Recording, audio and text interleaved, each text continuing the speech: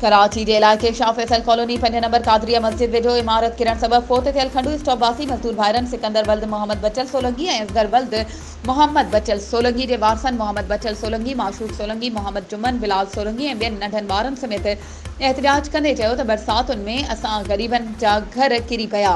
असांजा फोत थी वियल 2 भाइर गुरबत सबब रोज़गार सांगे कराची विया हुआ, जेके पंहिंजे रिश्तेदारनि सां गॾु कराची में मेहनत मज़दूरी कंदा हुआ ऐं इमारत किरण सबब मलबे हेठां दॿिजी फोत थी विया। पर अफ़सोस जो जनाज़े निमाज़ में कंहिं बि ऑफिसर शिरकत न कई।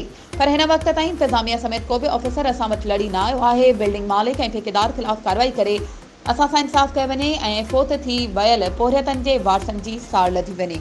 वधीक ख़बरुनि ऐं अपडेट्स जे लाइ असांजे चैनल खे सब्सक्राइब कयो ऐं हा, बेल आइकन खे प्रेस करणु न विसारिजो त जीअं असांजी हर नई अचण वारी वीडियो तव्हां ताईं पहुची सघे।